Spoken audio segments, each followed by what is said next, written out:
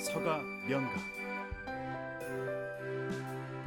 오늘은 첫 시간이기 때문에, 그리고 여러분들이 라틴 아메리카 문학에 대해서 뭐 사전 지식이 뭐 개인마다 편차가 있겠지만은 많지 아니라고 생각을 해서 조금 개괄적인 얘기들을 앞에서 좀 해야 될 것 같습니다. 그래서 먼저 첫 번째 그 화면을 보면은 뭐가 눈에 띄시나요, 혹시? 2018년 9월 6일, 그죠? 그건 확실히 알겠고. 1867년에서 1967년까지. 그러면은, 탄생 100주년을 기념하는 생긴 걸 보니까 우표구나. 그죠? 그렇게 생각이 되고. 그 다음에, 밑에 보니까 칠레라고 써 있고, 그러니까 칠레에서 발행된 우표구나. 그렇게까지 우리가 알 수 있겠죠. 그러면은 탄생 100주년을 기리는 우표가 나왔을 정도면은 상당히 유명한 인물이겠다. 우린 잘 모르지만. 근데 참 대단하게도 저 시인 루벤 다리오는 오늘날에도 라틴 아메리카에서 최빈국의 하나이고 정치적인 어떤 혼란을 아직도 잘 극복하지 못하고 있는 니카라과 출신의 시인이었어요. 그러니까 우리로 치면 우리보다 훨씬 못 살고 작은 어떤 나라의 시인이 우리나라의 우표에 탄생 100주년을 기념해서 나온다고 하는 것은 굉장히 뭔가가 있다. 그걸 좀 말해주죠. 이제 가운데 보면 아술이라고 하는 책의 제목이 나와 있는데, 그리고 1888년이라고 되어 있죠. 그러니까 아술이라고 하는 것은 색깔이에요. 그러니까 푸름이라고 하는 색깔인데, 저것은 프랑스의 상징주의자들이 굉장히 즐겨 사용했던 색깔이기도 하고요.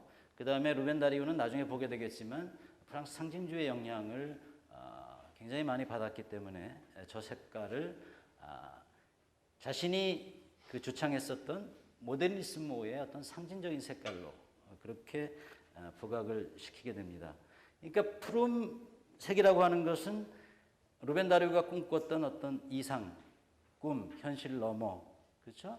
뭐 이런 것들을 아주 긍정적인 가치들을 함축하는 그런 색깔이라고 할 수 있어요. 이번 시간에 이제 마칠 수 있을지 모르겠지만 이 시인을 중심으로 조금 얘기를 해보려고 합니다. 뭐 깊이 있는 얘기는 쉽지 않을 것 같아요. 사실 시는 스페인어를 모르면 얘기하기 굉장히 어려워요. 왜냐하면 리듬을 읽어낼 수가 있어야 되고 거기에 여러 가지 시작법이나 이런 것들을 알아야 얘기가 되기 때문에 번역이 된 그 번역조차도 루벤 다리오 시가 굉장히 어렵습니다. 그래서 우리말로는 번역 자체가 굉장히 난해하고, 그 다음에 유일하게 나와 있는 시집이 제가 한 엉터리 번역밖에 없어서 좀 안타까운데, 근데 여러분들이 아마 구글이나 이런 데 한번 검색을 해보세요. 루벤 다리오가 얼마나 중요한 인물인지는 금방 알 수 있어요. 라틴 아메리카 문학이라는 그런 용어는 언제 쓰여지기 시작했을까를 생각해 보면 쿠바 혁명과 굉장히 밀접하게 관련되어 있어요. 쿠바 혁명은 뭐 여러분들이 체게바라와 뭐 카스트로 잘 아시죠? 그게 1959년에 이제 쿠바 혁명이 일어나요. 그런데 이제 미국이라는 초강대국의 바로 턱 밑에서 혁명이 성공하니까 이제 서구 사람들이 놀란 거예요. 저 땅에는 굉장히 미개하고 뭔가 알지 못하는 미지의 사람들이 사는 줄 알았는데, 미국하고 맞짱을 떠가지고 이기네? 그러면서 이제 주목을 하기 시작한 거죠. 그러면서 이제 개별 국가가 아니라, 그전에는 아르헨티나, 멕시코 이런 나라밖에 모르다가, 라틴 아메리카라고 하는 이제 거대한 대륙의 존재를 인식하기 시작한 거죠. 이제 그렇게 형성된 세계인들의 어떤 관심 위에 이제 라틴 아메리카 작가들이 팔려나가기 시작해요. 쿠바 혁명이 없었다면 그런 현상이 일어나더라도 굉장히 뒤늦게 일어났을 가능성이 높았을 것 같아요. 그래서 소위 라틴 아메리카의 붐이라고 할 정도로 문학이 이제 세계 문단에서 그야말로 붐을 일으킵니다.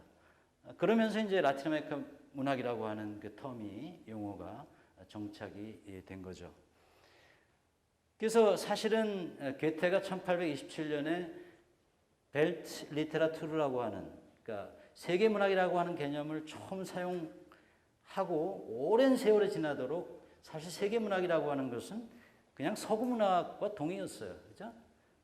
뭐 세계 문학이라고 하는 것은 그냥 서구 문학을 지칭하는 거였고, 그런데 저렇게 라틴 아메리카에 이제 부음 작가들이 이제 등장하고 또 식민지에서 이제 새로 독립한 국가들을 중심으로 탈식민주의가 이제 부상하면서 이제 이런 서구 문학 중심의 세계 문학 개념에 이제 균열이 일어나기 시작해요.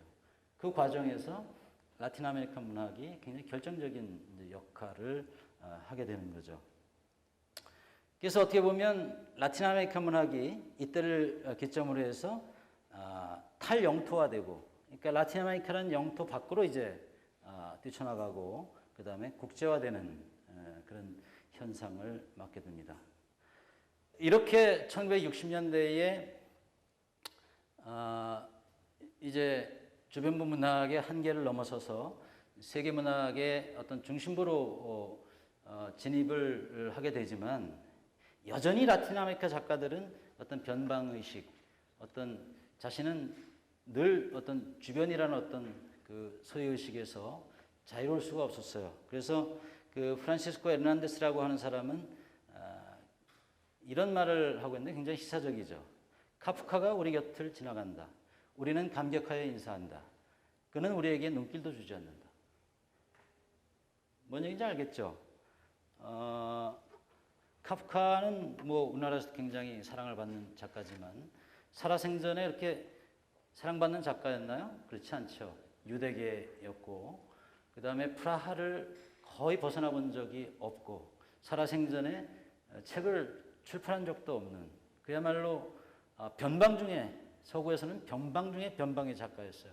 그런 작가조차도 우리에게, 우리가 좋다고 막 달려가는데도 눈길도 주지 않고 지나친다 라고 하는 것은 그야말로 그 서구 중심주의가 그 라틴 아메리카 작가 지식인들에게 남겨놓은 어떤 그 상처라든가 그 트라우마가 얼마나 깊고 넓은 것인지를 잘 보여주는 그런 진술이라고 할 수 있습니다. 이런 1960년대 라틴 아메리칸 문학의 이제 붐을 바라보면서 우리는 이런 문제를 제기할 수 있어요. 1960년대가 되면 서구에서 문학이 읽히지 않게 돼요. 독자를 잃어버린 거죠, 소설이. 왜 독자를 잃어버렸을까요? 재미가 없으니까. 그죠?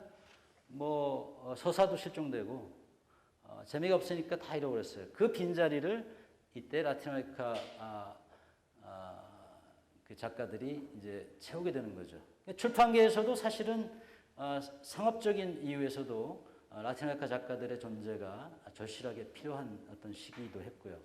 그래서 이때 많이 회자되던 소설의 위기, 문학의 위기라고 하는 것이 진짜 문학의 위기이고 소설의 위기인가, 아니면 서구 문학의 위기인가 라는 어떤 문제가 당연히 제기가 됐겠죠. 그래서 아까 말씀드린 것처럼 이제 세계 문학의 어떤 개념에 뭔가 균열이 생기기 시작했다. 그래서 9세기에서 이제 온 세계로 세계 문학의 범주가 확장이 된다는 거죠.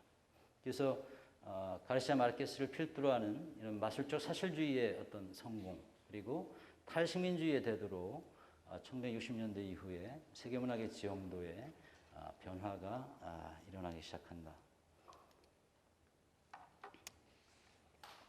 자, 그러면은 이렇게 라틴 아메리카 소설이 승승장구하고 있을 때 시인들은 다 잠을 자고 있었나? 시를 쓰고 있었겠죠. 열심히 보이지 않는 곳에서. 그래서 라틴 아메리카 문학과 어떤 시의 위상을 이제 논해보면 뭐 라틴 아메리카 문학에는 최초로 노벨상을 수상했던 작가 여성 작가였어요. 칠레 여성 신이었던 가브리엘라 미스트랄이 이제 최초로 노벨상을 수상했는데 또 시였고 파블로 네루다가 있고 그다음에 가장 최근에 그 노벨상을 수상한 멕시코의 옥타비오 파스 같은 경우도 아주 탁월한 그 시 이론가이고 시인이었죠. 그래서 시적 전통이 굉장히 강한 나라예요. 그건 스페인의 경우도 이제 마찬가지인데, 그래서 이제 그런 얘기를 많이 해요. 오늘의 주인공은 루벤 다리오니까 루벤 다리오가 만약 없었다면 루벤 다리오가 가져온 문학의 혁신이 없었다면 붐 세대가 과연 존재했을까? 아까는 이제 어떤 역사적인 배경으로 쿠바 혁명을 얘기하긴 했지만 사실은 다리오의 존재가 없었다면 진짜 붐 세대가 가능했을까? 충분히 던져볼 수 있는 질문일 것 같아요. 근데 이렇게 많은 시인들 중에 왜 그러면 4명을 제가 선정을 했을까? 왜일까요?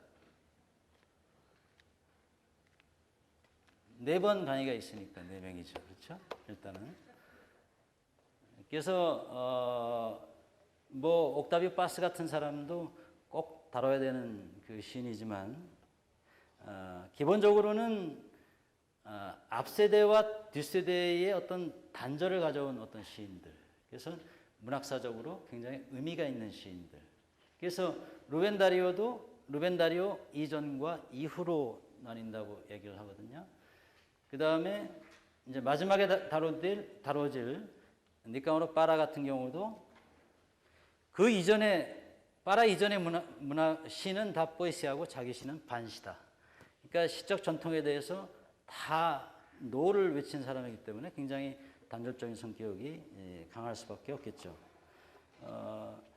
그 다음에 이제 파블로 네루다나 세사르 바이오코는 엄밀하게 얘기하면 모데르니스모의 어떤 세례를 받으면서 글을 쓰기 시작해서 아방가르드를 거쳐서 리얼리즘의 어떤 시기로까지 확장돼 갔었던, 그러니까 그 단절적인 어떤 그 의미가 시사 속에서도 단절적인 의미가 있지만 시인 개인 안에서도 굉장히 여러 단계의 어떤 진화를 보여주는 그런 시인들이에요. 그러면은 당연히 좀 할 얘기들이 많이 있을 수밖에 없겠죠.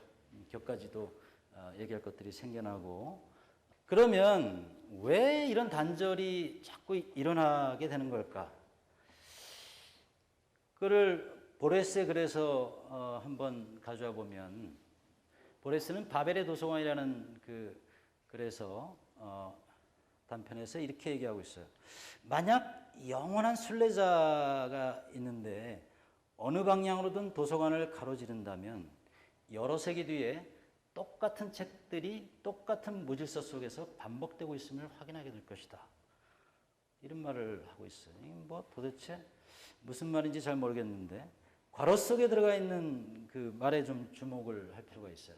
이 무질서도 반복이 되면 하나의 질서, 절대적인 질서가 될 것이다. 이렇게 얘기를 해요. 자, 누군가가 단절을 가했어요. 진짜 엄청난 파격이다. 저는 진짜 문학사에 기록될 엄청난 진짜 이정표다. 이렇게 얘기를 하죠. 루벤 다리오도 저는 그랬겠죠. 그런데 그 무질서가 세월이 지나다 보면 어떻게 돼요? 다시 질서가 되죠. 절대적인 질서가 되면 그거를 다시 부정하는 흐름이 또 나타나겠죠. 그렇죠? 그렇게 해서 끝없는 어떤 단절의 전통이 이제 생겨나는 거죠.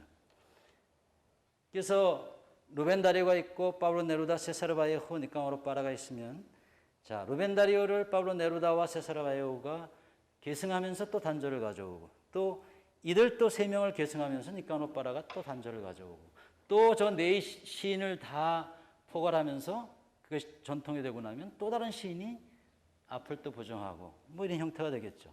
그래서 모더니즘에서 출발해서 아방가르드와 리얼리즘과 반시로까지 이렇게 이어지는 뭐 이런 역사도 결국은 끝없는 부정의 역사의 일부를 형성하게 됩니다. 서가 영감.